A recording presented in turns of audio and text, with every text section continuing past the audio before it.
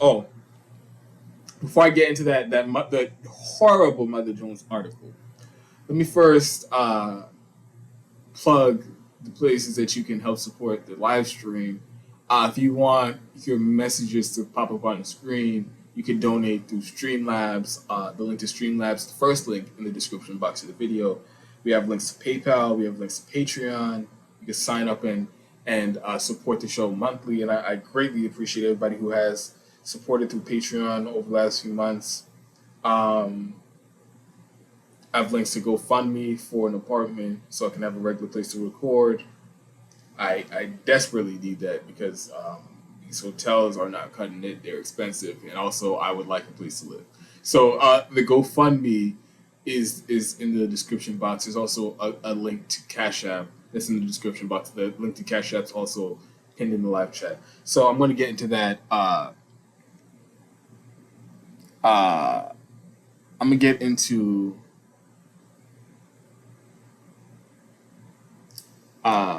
the Mother Jones article.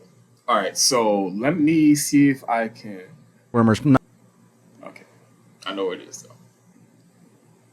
So I just talked about that Joe Rogan uh, exchange that he had with Sanjay Gupta about CNN just brazenly lying about possible therapeutics to treat COVID, and I mean just straight up fucking lying. And so that brought up a lot of frustrations I have with the way that the media has covered the pandemic and just outright on the way that the media is just untrustworthy and they just lie unrepentantly and they just the entire purpose that they serve, the only reason they exist is to do propaganda for corporations and the military industrial complex and the establishment. And there's this also been this huge push by these mainstream media outlets, by these corporate media outlets, to demonize regular people online and acting as if them spreading information, like, oh, the misinformation that you have to be so afraid of online is like the biggest issue in the world, and if we just get rid of all of that, we'll solve all the world's problems. And it's childish. It's honestly, I have a hard time even believing that they seriously believe like, oh, if the real issue here is the Facebook post. That's why we're living in a failed state. If you didn't know, it's the Facebook. I have a hard time believing any serious adult in the world of politics really believes that. So honestly, I'm getting to the point where I just think these are all bad faith actors pushing for censorship to advance their own agenda. And so Mother Jones did an article where they it was, I guess, in response to sort of summarizing a report that came out in the European Journal for Epidemiology, which is one of the most respected, if not the most respected, uh, uh, uh, publications for epidemiology around the world. They came out with this report that said that there is no correlation between the amount or the percentage of a population that's vaccinated and new COVID cases. And there's a lot of nuance in the report. I want to break it down separately. I want more time to do research to break it down separately. So this segment isn't supposed to be like a deep dive into that report, which is a bombshell report, because it does undermine the whole strategy of how to deal with COVID that's been pushed by the public health officials and governments around the world, which is just push these vaccines unrepentantly and 100%. That's the only like option that's out there. So it kind of undermines that entire narrative. So it is a bombshell report, but like I said, this isn't supposed to be a deep dive into that. Like I said, the report shows that there's no correlation between percentage of the population vaccinated and new COVID cases, and they looked at data from almost 70 different countries around the world, and they looked at CDC data from thousands of counties in the United States. And one of the prominent examples that they used was Israel. Israel is probably one of the most has one of the highest vaccination uh, uh, out of the entire world. Like 90% of the population in Israel has been vaccinated. So in theory, you would think if the all the information that they've been telling us about the vaccine is correct, then in theory, 90% of the population is vaccinated. So they should have eradicated COVID in Israel, right? Well, recently, over the last few months, they were having record amounts of cases, and they were still having a bunch of people in the hospital um, with COVID. So people were being vaccinated, and it was clearly still spreading. So, and yes, it's true that the data shows that there is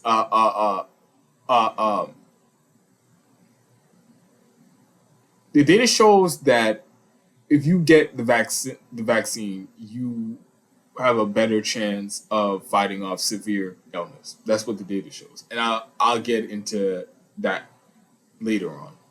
But that's not really what I'm debating here, or what I'm pointing out here, because clearly the vaccines were sold as you take the vaccine, everybody takes the vaccine, and we get rid of the pandemic. That's what everybody was telling us, and it's going to stop the spread of the virus. It's going to contain the virus. That's what everybody was telling us.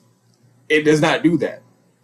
But instead of reevaluating the strategy, everybody was like, "Oh well, it's close enough, and it does this thing, so everybody should still take it anyway." And maybe you can make a scientific case that people should be still getting the vaccine anyway. But don't act like the new information doesn't require some sort of reevaluation.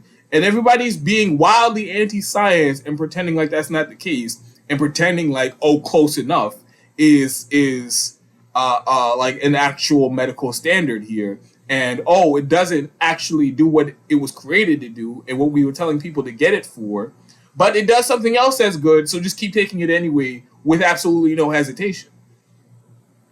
So I'll save my conversation on that for when I break down that actual report.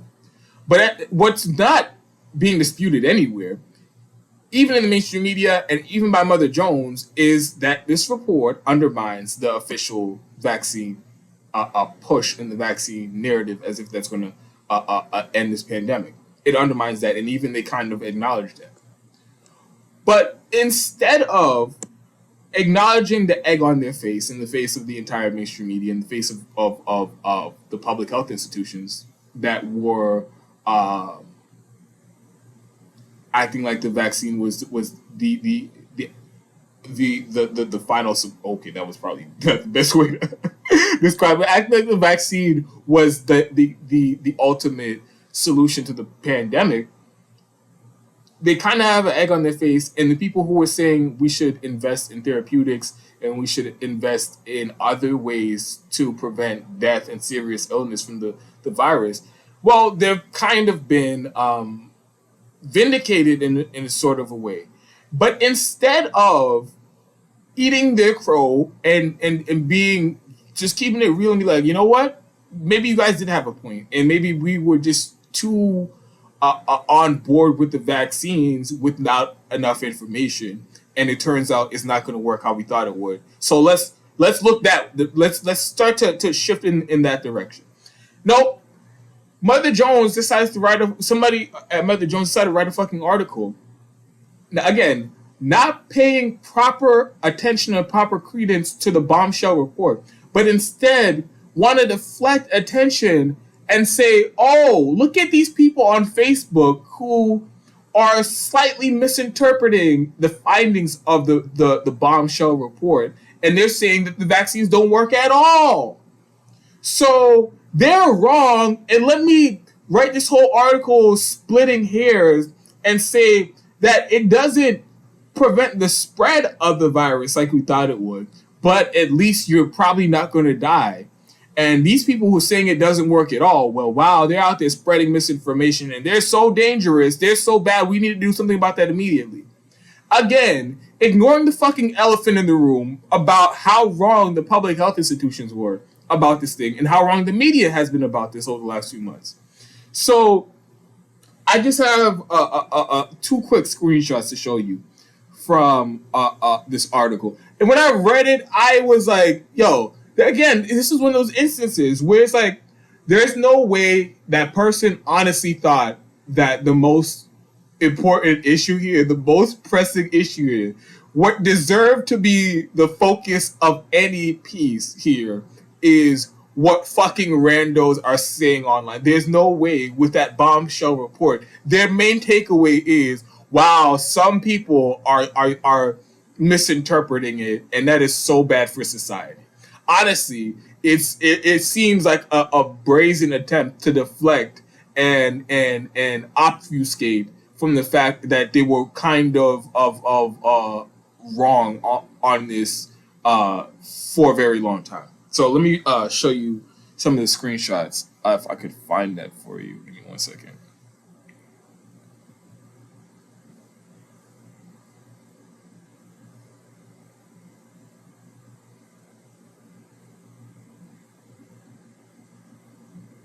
Oh, fuck me. All right, give me 1 second. All right. I have to. We doing it live, baby. We doing it live. The pictures did not come in like I thought they would, and so I got to download them so I can add them to the stream. And I've never done this in live stream. I always do this in the prep, and the prep usually takes me hours to do. Not this part particularly, but there's a lot of work in prep. So it is going to be. I'm going to be pushing the envelope here, trying to do it in the middle of a live stream, trying to add these pictures here. And there's another, that Ilhan Omar video. I guess I didn't download either, so I'm gonna have to download that. I'll cross that bridge when I get to it, and I hope I pick the right pictures because can't see them until I bring them up for you all. So, yes, screw Google. Fuck it. I'm going to do it live.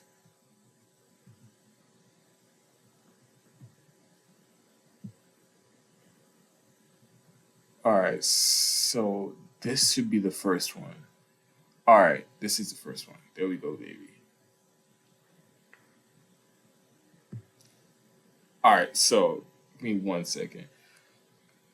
All right, so before this part of the article, like I said, it was bitching and moaning about people splitting hairs. But some people are saying the vaccines don't work at all. Oh my God, isn't this the worst thing that ever happened to humanity? Oh shit, this is not the first. That is not the picture that is supposed to show you first. That's supposed to be the second one. So that means this is it. There we go. All right, so let me read that to you all. It says, oh, fuck me.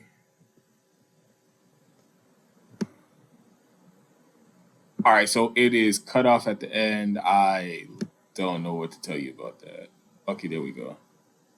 All right, it says, despite the misinterpretation, anti-vaxxers and vaccine doubters like Horowitz have held up and shared Subramanian's paper, which he's a Harvard professor who collaborated and helped publish that report paper as vindication on an array of platforms that have struggled to fight false anti-vaccine information. Horowitz's own column has been tweeted out to at least 500,000 users. Posts bringing attention to the paper have done well, on anti-vax and right-wing Reddit groups, a summary was posted to more than a dozen subreddit communities with over 34 million followers. Okay, so right there in that paragraph, they're bitching about somebody with a 500,000 followers on Twitter who wrote a column and posted a link to the paper, and that was published in the European Journal of Epidemiology. And they're bitching about some Reddit groups that also posted the summary of the paper. So first of all, at least they posted the link to the official paper.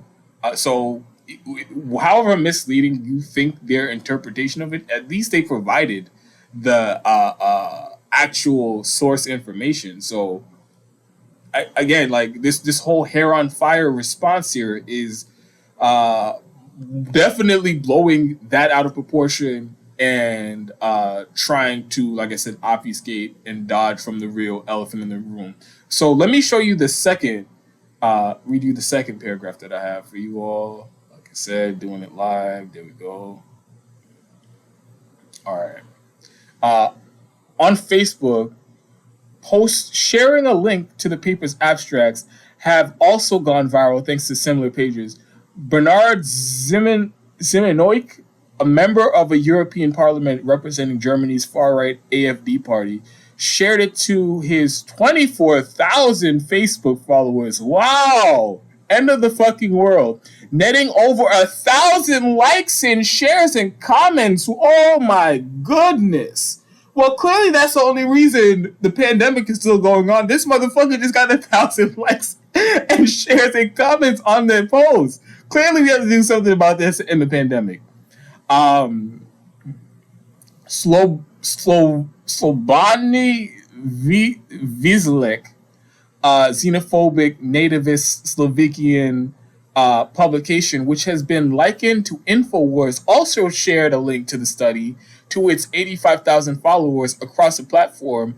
Crowd Triangle Analytics show it was shared by pages with over a collective 2 million followers, and it was interacted with 7,000 times. All right.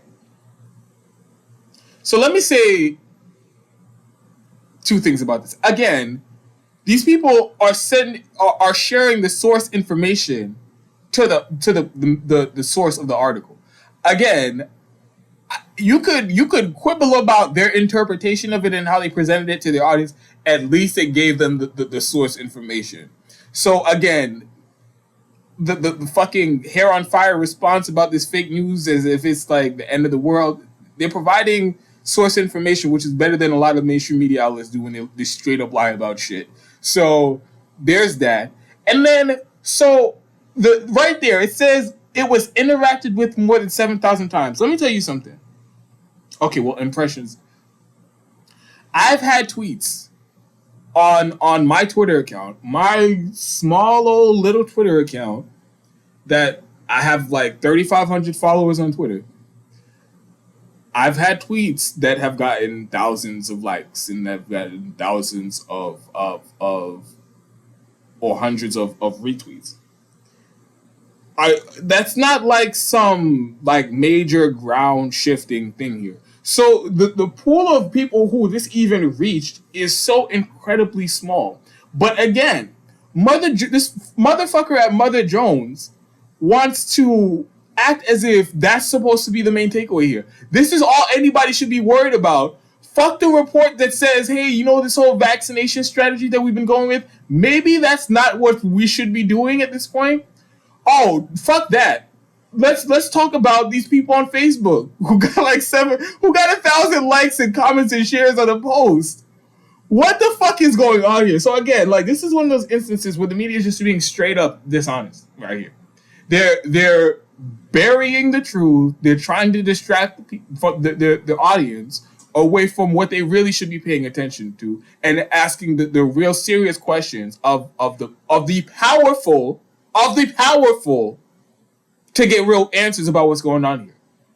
But instead, they want to punch down like they always do and act like it's fucking randos making posts on Facebook and Twitter. That's the reason why our government completely shit the bed at handling the worst public health emergency of our lifetime. It's because of the post on Facebook. That's what everybody should be outraged about. So that's what I'm gonna sit here and I'm gonna write a fucking article about in response to this bombshell report. So it was really, that article pissed me off. Actually looked at, I was like, who the fuck? I was so mad. I was urged. There was I had an urge to look at who the fuck even wrote this article. And let me just give you this person's bio real quick. So his name is Ali Breland. Ali Breland is a reporter at Mother Jones covering internet disinformation. His writing on technology, race, politics, and other topics appeared on The Guardian, Vice, NPR, and CNN's website. So he appears to be one of those people whose whole fucking job it is to make mountains out of molehills in order to push for more censorship. That looks like that's what he's doing. And he wants to pretend like it's under the guise of real journalism and doing the God's work or whatever. And okay, just on the you want to cover internet disinformation, right? You don't think it's bigger disinformation that about, so like how YouTube has been suppressing alternative points of view in how to respond to COVID. I simply played a video of a respected epidemiologist whose research was fundamental in creating the mRNA vaccine technology. I voiced his concerns with the rollout and his the strategy that he thinks is would be more productive, which would be vaccinating high risk elderly people so that they don't end up dying from it, and coming up with therapeutics to treat people, and also making sure people are have a healthy diet so that they have a stronger immune system and things like that. That's how he would prefer us to respond to the pandemic. I voiced those concerns, and YouTube deleted that video, removed it from the internet because they said it's medical misinformation. So this report kind of proves what I was saying, what Dr. Robert Malone was saying, that we're not going to vaccinate everybody and end this pandemic. So if this alley guy wants to cover misinformation, disinformation online, I think a bigger source of disinformation would be YouTube and Google, when the biggest platforms on the internet, actively suppressing people who were echoing what this report was saying and acting as if that was misinformation. If you want to cover disinformation, that'd be a good place to start. Or cover all the fucking lies from like the outlets that you like to work with. CNN. I just did a video about how they were lying about how Sanjay Gupta was pressed on how they were lying about Joe Rogan taking ivermectin and calling it horse dewormer and shit like that. You want to talk about disinformation, you want to write about it, right? How about you challenge power and talk about the disinformation coming from the powerful institutions like CNN and all the other mainstream media outlets that were caught just fucking lying about possible therapeutics for COVID? Why don't you do that? But no, his role is to, like I said, make mountains out of molehills, punch down, and make everybody afraid of regular citizens and acting as if that's the source of all of our problems. And if we're ever going to do anything good, we have to get rid of that first. We have to do something about that first. So that article was fucking horrible. Any way you want to look at it, that article was horrible. So let me see what you guys say in the chat.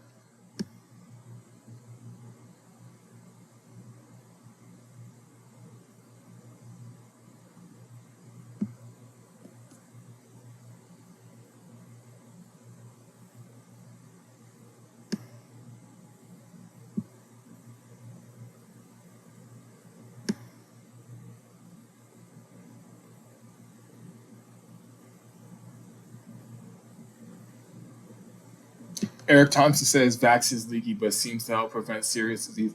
And again, I'm not saying don't get it, and that seems to be the case. You get it, and it dramatically decreases the likelihood that you get serious illness from COVID.